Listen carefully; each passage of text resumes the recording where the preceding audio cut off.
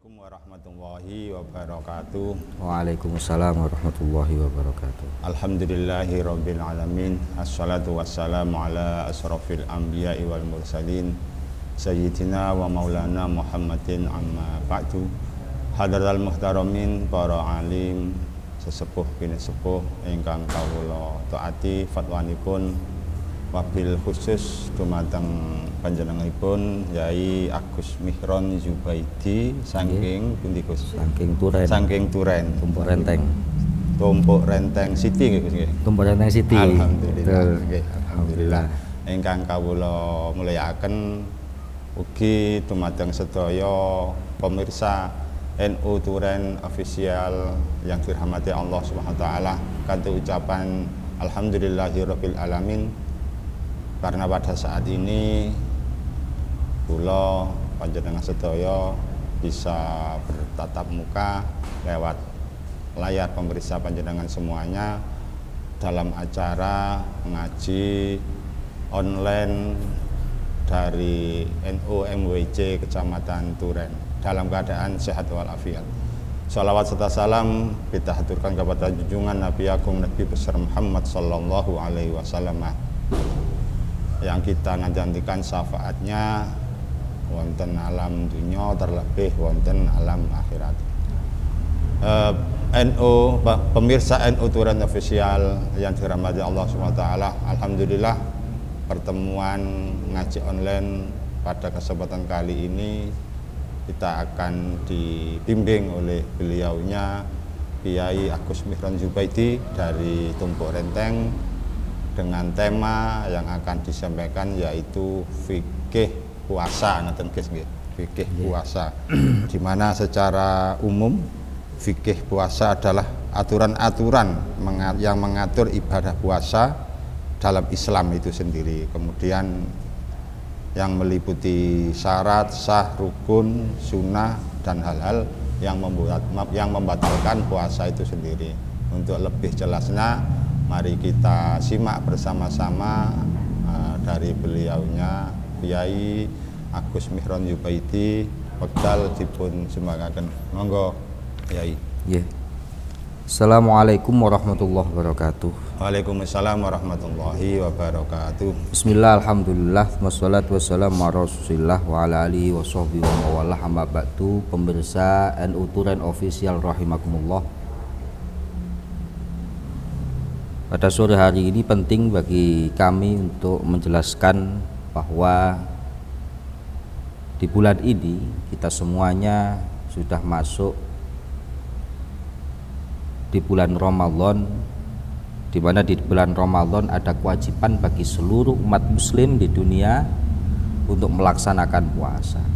Tentu ketika kita berbicara terkait dengan puasa, ini adalah merupakan salah satu ibadah kita kepada Allah Subhanahu wa taala, dan setiap ibadah kepada Allah pasti harus sesuai dengan tata cara ibadah kepada Allah agar supaya ibadah yang kita lakukan betul-betul bisa mendapatkan keabsahan dan diterima oleh Allah Subhanahu wa taala. Maka penting bagi kami di sore hari ini untuk menjelaskan terkait dengan fikih puasa. Apa sih yang dinamakan dengan fikih? Fikih adalah berbagai macam aturan-aturan yang berisi tentang hukum-hukum apa saja yang kita lakukan, mulai dari hukum wajib, hukum sunnah, hukum mubah, hukum makruh, sampai hukum haram, sampai kemudian menghukumi apakah yang kita lakukan ini terkategorikan sah ataupun tidak dalam menjalankan ibadah puasa itu menjalankan sendiri, ibadah puasa itu sendiri, baik menjalankan berbagai macam ibadah-ibadah yang lain, itu namanya adalah fikih. Maka ketika kita berbicara fikih puasa, maka di dalamnya akan mencakup berbagai macam hal, termasuk dasar kewajiban puasa itu seperti apa, kenapa puasa itu diwajibkan, dan ketika puasa ini diwajibkan maka tata cara melaksanakan puasa juga seperti apa. Hal-hal apa saja yang tidak boleh dilakukan, hal-hal apa saja yang ketika dilakukan itu bisa menyebabkan puasa kita batal atau tidak diterima oleh Allah Subhanahu wa taala. Nah, ini penting untuk kemudian kita ketahui sehingga kita tidak hanya sekedar menahan dahaga dan lapar saja, tapi kita tahu secara utuh mulai dari awal sampai akhir terkait dengan hukum puasa itu sendiri. Para pemirsa Al-Quran Official rahimakumullah, tentu kita tahu bahwa puasa Ramadan itu adalah wajib setiap kali bulan Ramadan. Dan kenapa sih kita ini setiap kali akan masuk bulan Ramadan itu selalu ada beberapa pendapat daripada para ulama. Ada yang langsung menyatakan oh besok sudah puasa dengan berdasarkan ilmu hisab. Ada yang menyatakan oh tidak bisa, besok belum puasa, harus menunggu pengumuman daripada pemerintah dan lain sebagainya. Itu masalah penentuan. Ini masalah penentuan awal daripada bulan puasa. Ya. Nah, fikih berbicara mulai dari awal. Penentuan bulan puasa ini menyesuaikan dengan apa yang sudah didhaukan oleh Nabi Muhammad SAW, bahwa sumu li ru'yatihi wa aftiru li ru'yatihi fa in humma alaikum fakmilul iddata thalathin. Maka berpuasalah kalian semuanya karena ru'yatul hilal, dan berbukalah kalian semuanya atau selesai puasa Ramadan itu dengan ru'yatul hilal juga. Ketika kita tidak mampu untuk kemudian melihat hilal, maka bulan ini harus disempurnakan menjadi 30 hari.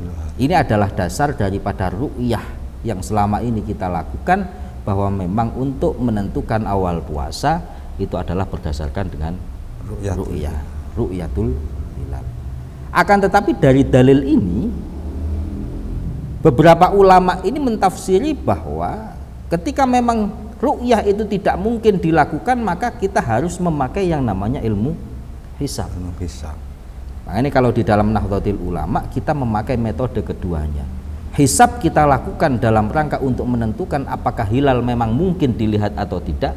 Ketika hisab menyatakan hilal mungkin dilihat, maka kita praktekkan untuk melihat hilal. Kalau memang jelas-jelas terpraktek, maka menurut Nahdlatul Ulama besok itu sudah bisa dikatakan sebagai bulan puasa Ramadan atau bulan puasa. Ini merupakan khazanah daripada perbedaan para ulama yang kita boleh untuk mengikuti salah satunya, monggo silahkan. Karena apa? Sama-sama ada dasarnya, sama-sama ada pendapat daripada para ulamanya. Yang jelas ketika kita berpendapat, maka ketika pemerintah sudah mengumumkan, maka kita harus ikut apa yang sudah diumumkan oleh pemerintah. Tapi apakah boleh kita kemudian berpendapat sendiri? Boleh, selama itu ada dasarnya dan tidak perlu kemudian kita menyebarkan kemana-mana. Ini maksudnya antara ru'yatul hilal, ru'yah sama hilal sama hisab ini. Ketika kita berdasarkan hisab, maka boleh kita amal terhadap hisab, tapi kita tidak boleh mengumumkan secara pasti bahwa besok adalah hari raya. Karena apa? Karena pengumuman secara pasti yang mengikat kepada seluruh masyarakat itu hanyalah pengumuman yang dilakukan oleh pemerintah. Ini yang paling penting. Kita boleh menghabarkan bahwa aku meneriyoyone krono aku melok hisab begini-begini, boleh, tapi kita tidak boleh memaksakan orang lain untuk ikut kita. Tapi ketika pemerintah sudah mengumumkan, maka ini mengikat kepada seluruh masyarakat. Ini prinsip terkait dengan awal bulan Ramadan. Kemudian yang berikutnya, kita tahu bahwasanya puasa Ramadan itu wajib. Apa sih yang mendasari kewajiban daripada bulan Ramadan itu wajib untuk kita puasai? Ini adalah ayat Al-Quran yang berbunyi kutiba alaikumusyamu kama kutiba alal ladzina min qablikum la'allakum tattaqun, bahwa diwajibkan bagi kita untuk berpuasa sebagaimana diwajibkan berpuasa bagi umat-umat terdahulu, dengan tujuan apa? La'allakum tattaqun, agar kita semakin takwa kepada Allah, agar kita semakin dekat kepada Allah, semakin takut kepada Allah, semakin bisa menjalankan perintah Allah dan menjauhi larangan-larangan Allah. Ini adalah dasar daripada kewajiban puasa itu sendiri. Hukum puasa adalah fardhu ain. Bagi siapa? Bagi setiap orang yang sudah balik, muslim, berakal dan juga mampu untuk berpuasa. Maka syarat wajibnya puasa ini ada 4. Ketika seorang sudah memenuhi 4 kriteria ini, maka orang tersebut wajib untuk melakukan puasa.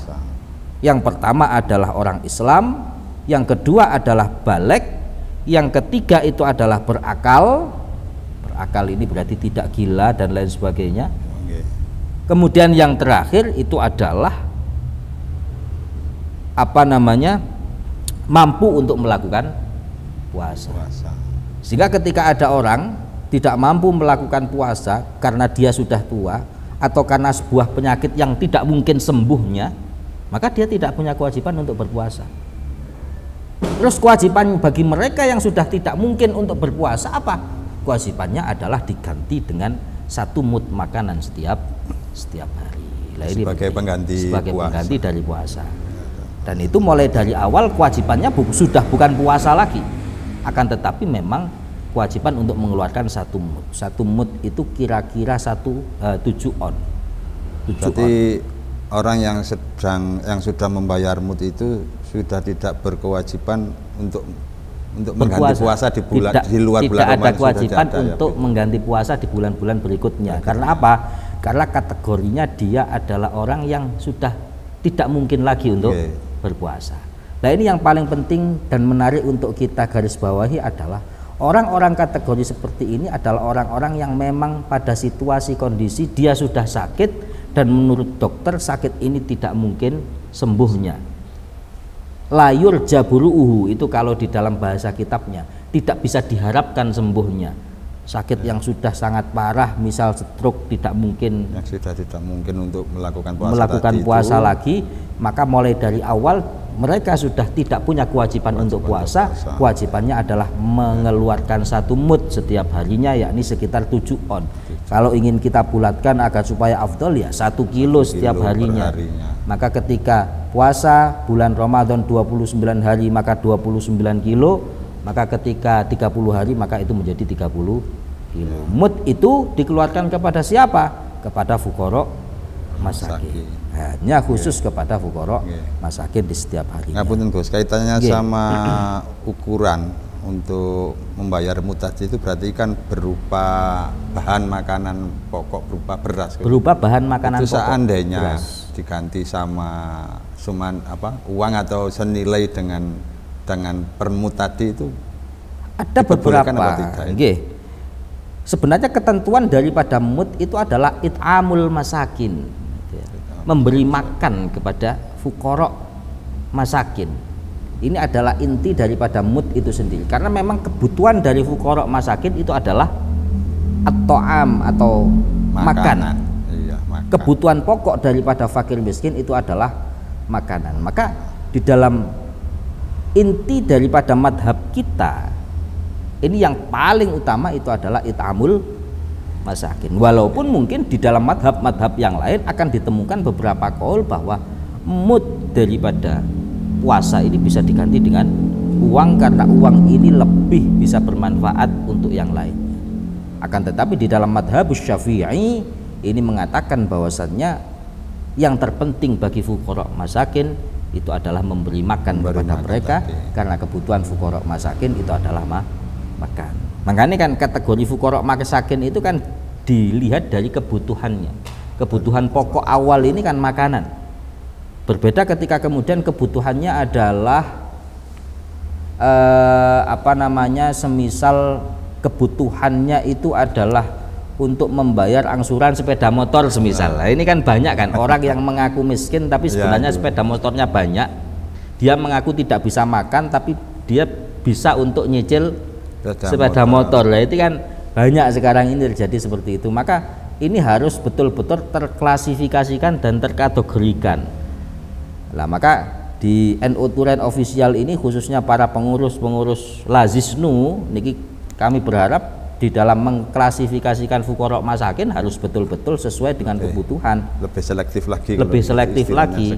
Kebutuhannya apa? Kebutuhan makan, kebutuhan sandang dan papannya. Ini yang paling penting. Maka kategori yang dilihat itu adalah apakah makannya setiap hari sudah tercukupi, berapa orang yang kemudian harus dicukupi makannya, apakah pakaiannya sudah tercukupi ataukah mereka sebenarnya punya aset atau tidak, papannya apakah sudah layak dan lain sebagainya itu. Nah, kembali kepada tadi, syarat wajib puasa itu adalah Islam, baligh, berakal dan mampu untuk melaksanakan puasa. Maka ketika empat-empatnya ini sudah terkumpul, maka orang itu wajib puasa. Mampu puasa tapi belum baligh, ya tidak wajib. Kan begitu ya. kemudian mampu puasa sudah balik tapi bukan Islam, ya ndak wajib juga gitu. Mampu puasa sudah balik terus kemudian dia juga Islam tapi dia gila, ini juga tidak, karena tidak berakal tadi, tidak wajib karena tidak berakal itu tadi, tidak berakal itu tadi. Maka keempatnya ini harus terkumpul menjadi satu. Khusus untuk syarat balik, memang anak kecil yang belum balik itu tidak wajib puasa, tapi wajib bagi orang tuanya seperti halnya sholat ketika anak ini sudah umur 7 tahun untuk menyuruh dan melatih anaknya mulai berpuasa. Iya, ya. Maaf, di kalangan tengah-tengah masyarakat umum itu kan kadang terjadi salah pengertian kaitannya sama mood tadi loh. Nggih. Kalau sesuai yang Yai terangkat tadi kan sudah jelas ya. Jadi orang yang sudah sakit dan tidak mungkin untuk sembuh dan melakukan puasa lagi. Nah, tapi kadang ada orang sebetulnya melakukan puasa itu mampu, Gus, Yai, mampu. Cuma kadang karena sakit kemudian berpendapat saya nggak mungkin akan melakukan puasa lagi karena setiap saya melakukan puasa Ramadan kesehatan saya menurun gratis. Akhirnya orang yang tidak puasa tadi itu melakukan pembayaran mood. Itu apa diperbolehkan, Yai? Sedangkan sebetulnya beliau mampu dan mungkin bisa sembuh kan, bisa begitu ya. sembuh. Itu tidak diperbolehkan karena apa? Karena memang yang langsung berpindah kepada mood tanpa kewajiban puasa itu adalah layuti kunah, orang yang memang sudah tidak mampu untuk puasa, entah itu karena penyakit tua ataupun karena penyakit-penyakit yang tidak mungkin sembuhnya ya, walaupun usianya masih muda. Itu kalau memang divonis oleh kalau sudah divonis oleh dokter bahwa dia tidak mungkin lagi berpuasa, maka jelas itu adalah lebih harus kita gondeli apa yang divoniskan oleh dokter itu sendiri. Artinya usia itu tidak jadi ukuran seseorang itu mendapat vonis boleh melakukan pembayaran mood atau tidak, tapi karena kondisi fisiknya ya. Bahasa kitabnya tadi sudah saya katakan bahwa sing marot yang layur jaburu yang memang kemungkinan sembuhnya sangat kecil sekali. Lah sekarang ini kan sudah marak konco-konco masih usia muda tapi sudah terkena stroke, tidak bisa apa-apa dan lain sebagainya. Ini mungkin karena kesalahan pola makan ya itu. Nah itu maka terkategorikan orang-orang yang tidak wajib untuk berpuasa dan berpindah kepada mood itu tadi. Kembali ke puasa itu sendiri, Gus. Puasa Ramadan memang hukumnya kan sudah wajib, juga masuk di dalam rukun Islam, sudah jelas wajib. Kemudian ada enggak sih sunah-sunah di dalam puasa Ramadan itu sendiri, Gus? Oh, puasa Ramadan. Apakah ada sunnah-sunnahnya? Sunnah-sunnah di dalam bulan Ramadan tentu banyak sekali, nggih. Berbagai macam hal yang kemudian itu menjadi sunnah-sunnah di bulan Ramadan, seperti halnya salah satu contohnya adalah ta'jilul fitri. Nah, itu ya. Misal nggih. Bagaimana kemudian kita bisa mensegerakan berbuka puasa. Berbuka puasa dengan apa yang manis-manis. Kalau ada kurma ya kita pakai kurma. Kalau ada madu ya kita pakai madu. Kalau tidak ada berarti kita pakai air putih. Yang paling penting adalah kita harus segera membatalkan puasa kita, menunjukkan bahwa Allah ini mewajibkan puasa pun toh juga ada batasan waktunya. Dan kita tidak boleh berlebihan di dalam beribadah kepada Allah Subhanahu wa Ta'ala. Makanya kan sholat yang wajib itu kan 5 waktu. Tidak boleh saking semangatnya kita kemudian menambah 5 waktu menjadi 6 waktu semisal. Nah itu namanya bid'ah, tidak boleh. Gitu ya. Maka ketika puasa yang wajib hanya raino, atau kalau bahasa Jawa ini raino, kalau bahasa Indonesianya itu adalah siang hari. Mulai dari fajri sodik, masuknya waktu subuh sampai ghurubis syamsi, ya sudah kita harus melaksanakan puasa mulai dari subuh niki sampai ghurub, sampai masuknya waktu maghrib. Maka tidak boleh kemudian kita menambah puasa itu sampai jam 12 malam semisal, maka tidak boleh. Nah, sehingga kemudian ada kesunahan yang namanya takjilul fitri, yakni menyegerakan berbuka puasa. puasa. Termasuk di antara sunnahnya adalah bagaimana ketika kita ini makan sahur itu kita akhirkan di sepertiga malam.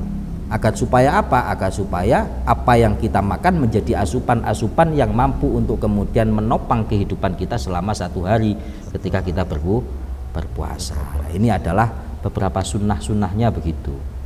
Maka penting bagi kita memang untuk mengetahui beberapa hukum-hukumnya, dan di kesempatan berikutnya insya Allah nanti akan kita terangkan terkait dengan syarat dan rukunnya ini apa saja sehingga puasa kita betul-betul sah. Terus kemudian apa saja yang mampu membatalkan terhadap puasa, dan beberapa kasus-kasus di masyarakat yang mungkin masyarakat masih ragu apakah yang kita lakukan ini membatalkan puasa atau tidak. Termasuk diantaranya mencicipi makanan itu bagaimana sih hukumnya, membatalkan puasa atau tidak. Insya Allah di sesi berikutnya nanti akan kita itu ada istilah hukum sunnah, ada sunnah puasa, berarti sudah ada hukum makruh puasa, kemudian haram, beberapa hal yang haram maksudnya yang dilakukan ketika menjalankan ibadah puasa, dan itu bisa membatalkan puasa kita. Monggo dilanjut Gus, monggo masih ada waktunya, monggo. Pun kemudian yang berikutnya kita tahu bahwa tadi syarat wajib daripada puasa itu ada 4. Yang pertama adalah Islam, baligh, berakal, kemudian mampu untuk melakukan puasa. Pun ada satu hal yang belum kemudian kami jelaskan, bahwa apa sih yang dinamakan dengan puasa itu sendiri. Puasa itu sendiri secara lughatan, secara bahasa itu memiliki arti al-imsak. Al-imsak itu adalah menahan diri. Sementara secara syar'an ataupun istilahan yang dinamakan shaum atau puasa itu adalah menahan diri dari berbagai macam hal yang bisa membatalkan terhadap puasa kita. Menahan diri dari beberapa hal yang bisa membatalkan terhadap puasa kita, tentu harus dengan adanya niat tertentu, begitu ya, dengan adanya niat tertentu, sehingga kemudian apa yang kita lakukan itu bisa menjadi kategori puasa yang sah, kategori puasa yang diterima oleh Allah Subhanahu wa ta'ala. Dan itu memang diharapkan seluruh umat Islam bagi yang menjalankan puasa kan puasanya diterima. Puasanya diterima. Jadi harus agar supaya apa? Agar supaya puasa kita diterima, maka harus betul-betul memperhatikan ketentuan-ketentuannya. Maka ini kemudian ada sebuah makalah daripada ulama, waman bi ghairi ilmin ya'malu a'maluhu mardudatun la tuqbalu. Barang siapa yang beramal tanpa ilmu, maka amalnya akan ditolak oleh Allah Subhanahu wa taala. Karena apa? Karena tidak tahu syarat rukunnya seperti apa. Pokok norok bontek, semisal sholat pokok jenggulat-jenggulit, gak ngerti sing diwaca apa, yang wajib bagaimana, niatnya bagaimana. Kemudian yang pertama saya teruskan bahwa niat puasa itu harus dilakukan tabayyid, dilakukan malam hari sebelum waktu subuh niku masuk, kita harus sudah niat puasa. Lah niat harus niat puasa. Niatnya bagaimana? Bisa bahasa Arab, bisa basa Jawa, yang paling penting adalah niat kewajiban berpuasa. Intinya adalah niat poso wajib Ramadan niku intine. Maka ketika kemudian kalau kita bahasakan dengan bahasa Jawa, niat di dalam hati kita, niat ingsun poso Ramadan ing dalam dina sesuk fardu krana Allah taala. Niki sudah cukup. Kalaupun toh ada yang kemudian menuntun dengan niat Arab, ada nawaitu sauma ghatin an ada'i fardhi syahri ramadhani hadhihi sanati.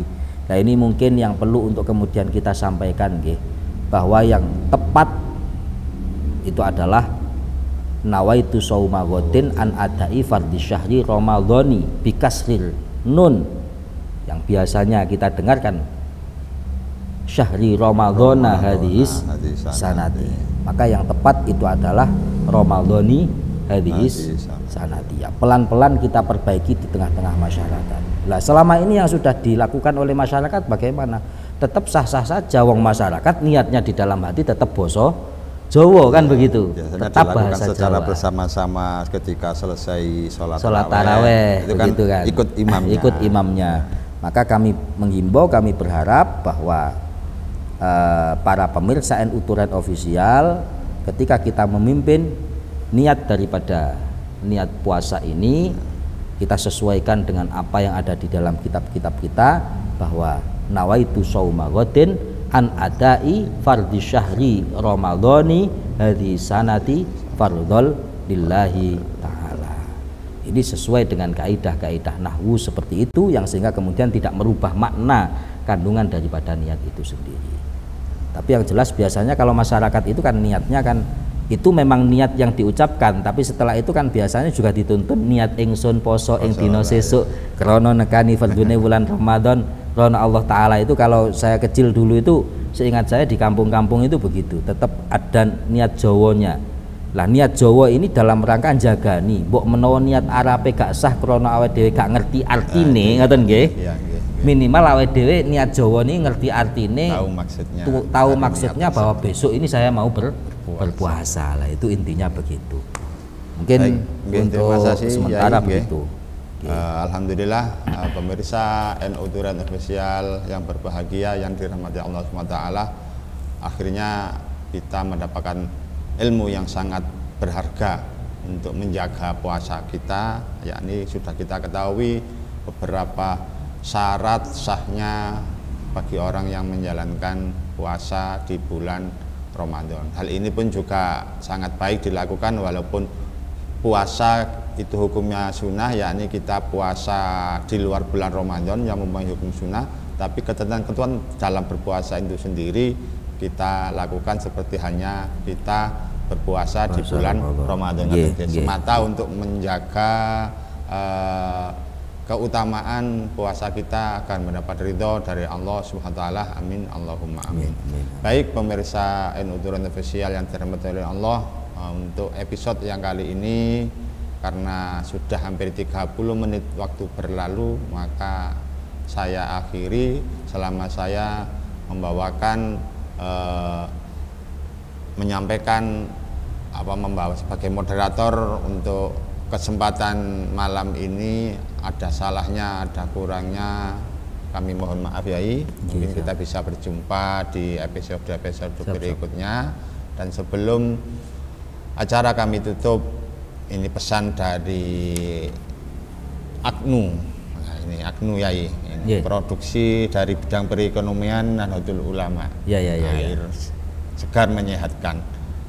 Ini mudah-mudahan panjenengan bisa menyegarkan buka puasa panjenengan dengan sedikit kurma, mungkin 3 butir kurma disertai dengan air AGNU. Orang NU minumnya AGNU. Terima kasih. Kiranya cukup sekian. Wawal muwafiq ila mitharik. Assalamualaikum warahmatullahi wabarakatuh. Monggo Yai dipun doain. Bismillahirrahmanirrahim. Allahumma sholli ala sayyidina Muhammad wa ala ali sayyidina Muhammad. Alhamdulillahi rabbil alamin. Allahumma inna nas'aluka al-'afwa wal 'afiyah wal mu'afadah daimah fid din wad dunya wal akhirah. Allahumma habib ilaina al-iman wa zayyinhu fi qulubina wa karri ilaina al-kufra wal fusuq wal isyan waj'alna minar rasyidin. Allahumma qanni'na bima razaqtana wa barik lana fima a'taitana wa akhlif ala kulli ghaibatin lana minka bi khair. Rabbana la tada' lana fi maqamina hadha dhanban illa ghafartah wa la 'aiban illa satartah wa la hamman illa farajtah wa la daynan illa qadaitah wa la maradan illa syafaitah wa la tiflan illa rabbaitah wa aslahtah wa la hajatan min hawaijid dunya wal akhirati illa qadaitah wa yassartah ya rabbal alamin. Allahumma yassir umurana wa shrah sudurana wa nawwir qulubana wa khtim bis solihati amalana. Allahumma tawaffana muslimin wa ahina muslimin wa alhiqna bis solihin ghaira khazaya wala mahtulin. Allahumma innaka afuwun karim tuhibbul afwa fa'fu anna. Allahumma innaka afuwun karim tuhibbul afwa fa'fu anna. Allahumma innaka afuwun karim tuhibbul afwa fa'fu anna ya karim. Rabbana atina fid dunya hasanatan wa fil akhirati hasanatan wa qina adzabannar wa adkhilnal jannata ma'al abrar ya aziz ya ghafar ya rabbal alamin. Wa sallallahu ala sayyidina Muhammadin nabiyil ummi wa ala alihi wa sahbihi wa sallam. Subhana rabbika rabbil izzati amma yasifun wa salamun alal mursalin walhamdulillahi rabbil alamin. Al-Fatihah.